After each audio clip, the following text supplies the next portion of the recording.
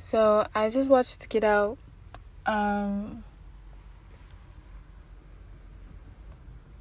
After a while, and I had a fresh perspective. I had an open mind, and what I learned is that this story, or more like just maybe the film in general, is objectively funny. Which I think reflects the intelligence of the writer, and also is evidence of sort of a creative genius in there, that the humor can be experienced and identified by people who aren't black. The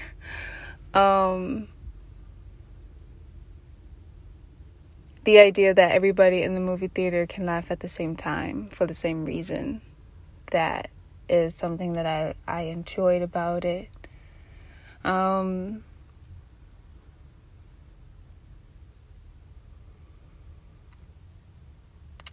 think it's here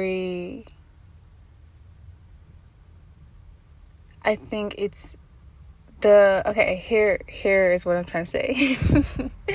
a word that came up while I was watching the film is obscure. Obscure in the way that means vague,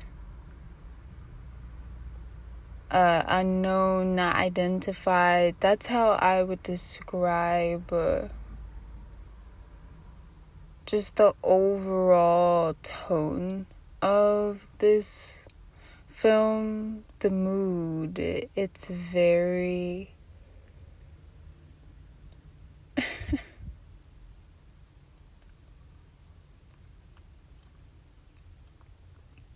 I feel like it's not tapered to fit any particular person. And I watched the version with the commentary and the alternate ending.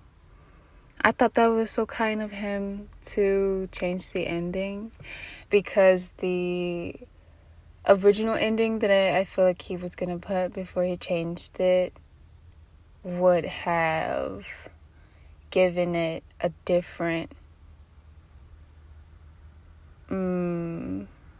meaning in the long run, and I don't think it would have aged appropriately. I think the ending that he ended up choosing in the long run is the one that allows it to remain relevant and keeps it relatable, because I feel like it doesn't confine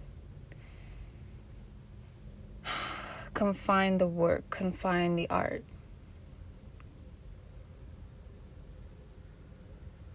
I think the alternate ending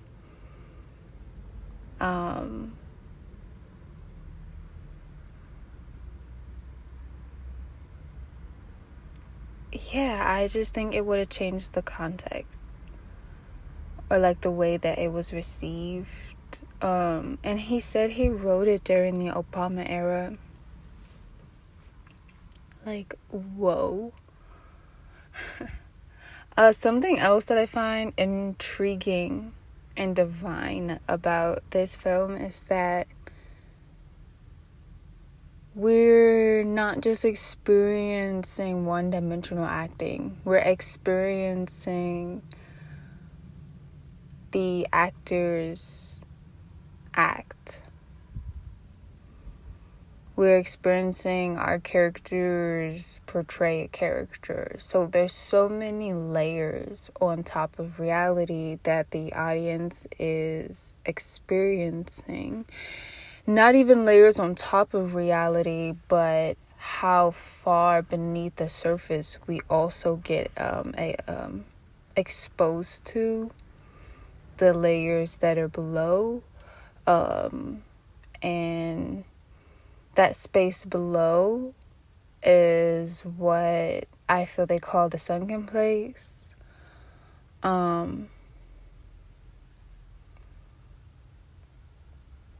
So there's a lot of delusion, and then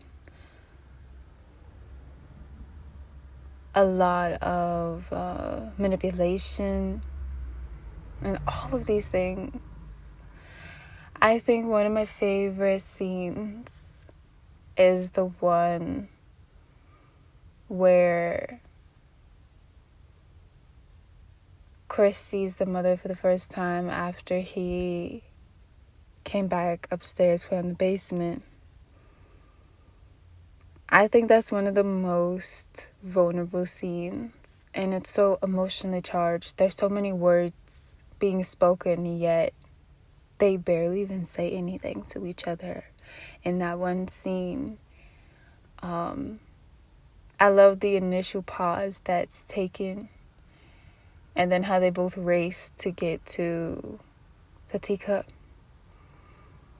and that we can hear it shatter.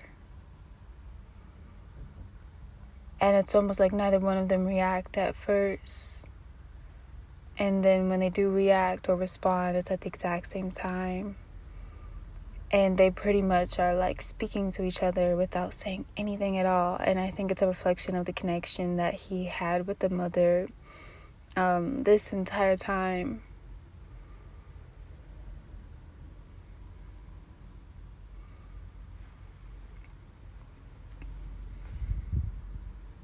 Or the entire time he was being put under freaking hypnosis.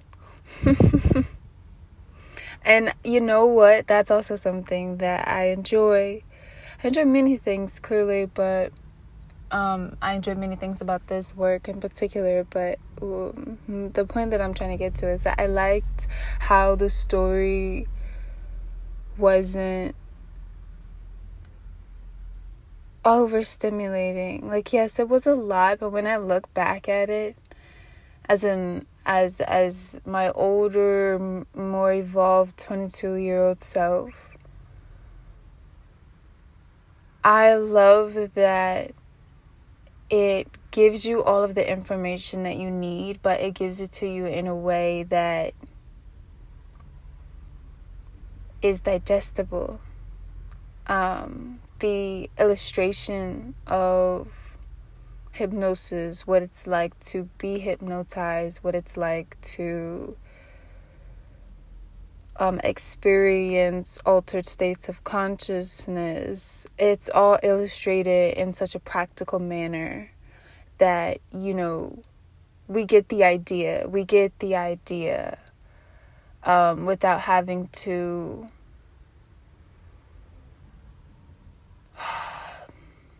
do like extra research and, you know, go out of our way to really figure out like what the heck is going on. I like that the visuals are direct, you know, and explain the story in a very assertive, straightforward manner. The acting is absolutely phenomenal. Like, what? I love the actress that was the role of Georgina.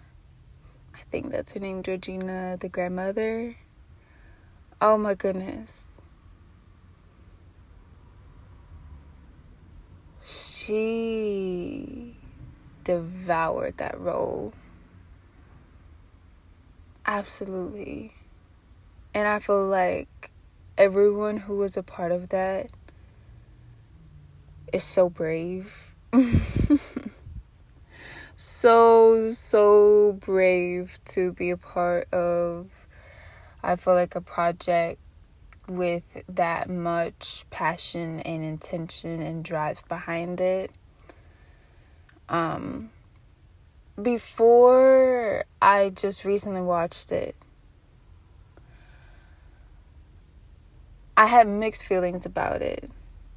But I think there were some things that I had to resolve within myself in order to be able to sit here, reapproach this film, and end up loving it. I think what it was originally was that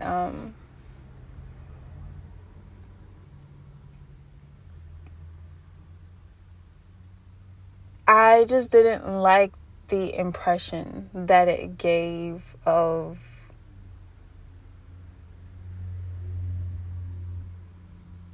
white people. I didn't. And some people are going to say, like, what? You know, it's the truth. It's reality. Maybe, but I didn't like that it reflected back to them the most horrific impression of themselves.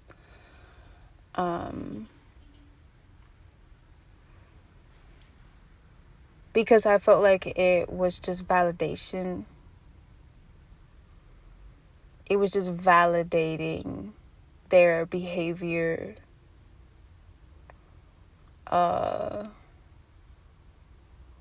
Rather than awakening them to the effects of their behavior, I feel like it actually did the opposite.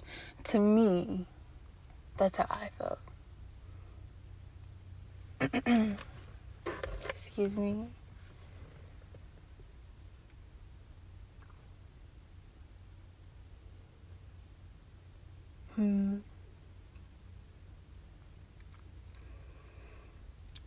And Daniel, oh my goodness. I love that he is a beautiful, beautiful, deep brown skin chocolate man. And that the whole story is revolving around him. Now his character, all right, that's something different. I love that his character wasn't too complex. Like, his character had enough shades and enough layers to allow the audience to empathize with him, empathize with his trauma,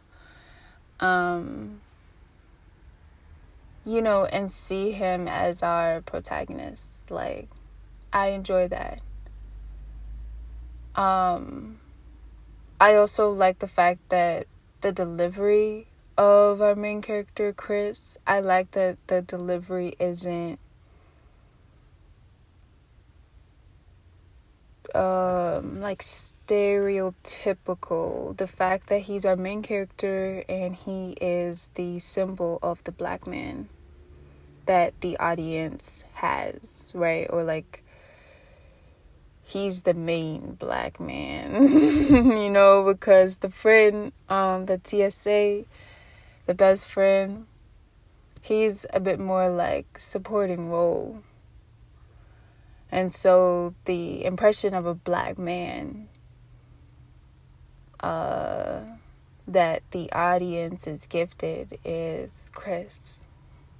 And I feel like he's a very standard,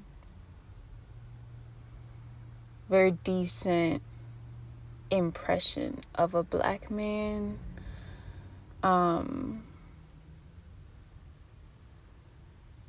Because I think there's so many other ways that the character could have gone.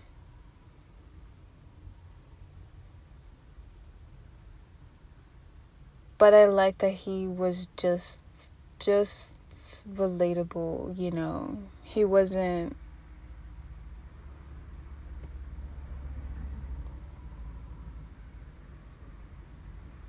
in, like, at any moment I didn't feel disconnected to a main character, and I like that.